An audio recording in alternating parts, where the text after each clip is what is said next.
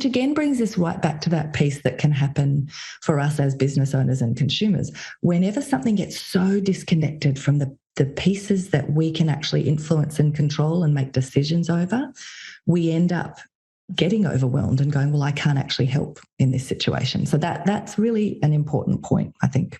But yeah, so that was 3 of the 4 most common pieces that I see in that Mother Teresa trap. You're going to hold out on the 4th one? Oh, sure. No, I can go there.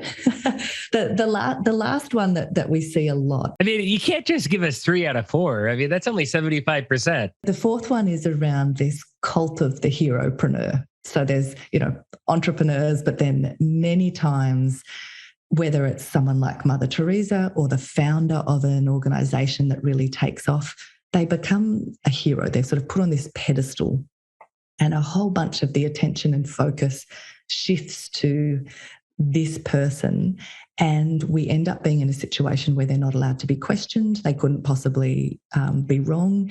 And again, unhealthy, unintended consequences that come from that mean that if we come right back to the idea in the first place, which was about, I've identified this issue that I want to contribute to and help change in the world, when we fall into that trap of the Hero-Preneur, we actually reduce the chance that we will have a positive impact, and we increase the chance that a whole bunch of unintended things will happen. So that's sort of 4 of those common pieces I see, which again, we all need to be careful of, because as we switch over into wanting to start to be more focused on how do I contribute, how do I leave a legacy, how do I have a positive impact in the world, we just need to be conscious that, like the straw example, that we've actually thought about what is it I'm contributing to, and how will I know if I've actually made a difference? Yeah. So you just mentioned a key word there, which was legacy. And I was thinking, in older times, I think a lot more people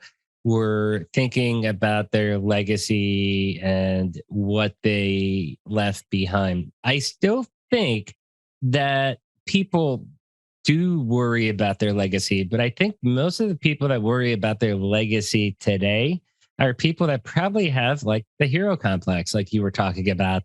Me, like, yeah, I have my legacy within my family, or friends, colleagues, and think like, oh, David was a good man, a strong business leader, family man, stuff like that.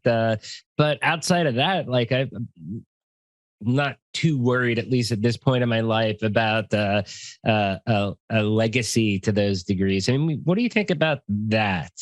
Is that a misconception, or is that kind of a truth or a half-truth? I certainly think that reflects what is a broader sense or engagement with the idea of legacy. Because as you said, I think for many people, there is an aspect of ego connected to, oh, well, who do you think you are if you're leaving a legacy? So that can seem quite strange. And so, again, human nature, we tend to go to extremes, right? So we go to either, oh, that's a big ego thing for someone who's either incredibly wealthy or well-known or something, or we think of legacy down at that level of the nuclear family and okay, what will I leave for my children? And so we go really big or quite small. Wow, you just connected the dots in my head. I see exactly where you're going with this. Well, let's see if I'm right. Okay. I want to test out the theory, but let's see if I'm right. Okay. I'll let you continue. But I just had one of those light bulb moments. Now I'm super curious of your light bulb moment. But anyway, okay. So if we kind of go down that idea of, well, what could this look like and what is the opportunity?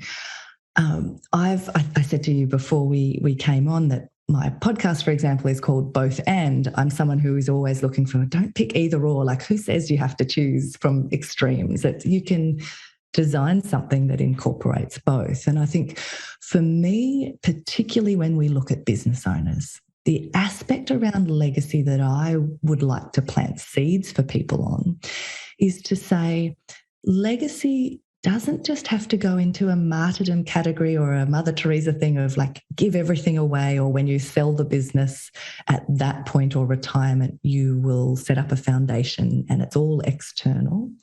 So it doesn't have to be this selfless giving everything away. But it also isn't just about you and this huge ego piece of your name on buildings, etc. So this idea of if you want to create legacy that's double-sided is how I think about it, then it has to come from a place that taps into those pieces of you, your family, who you actually are. So we have to actually know and understand what matters to you. And then that piece makes it fulfilling and rich and means you will have a meaningful life. But the piece that draws it up into a much bigger system isn't about ego. It's about saying, what do I want to be part of contributing to in the world? And that piece brings the legacy out of the small space, but it's not about ego. It's actually bigger than you.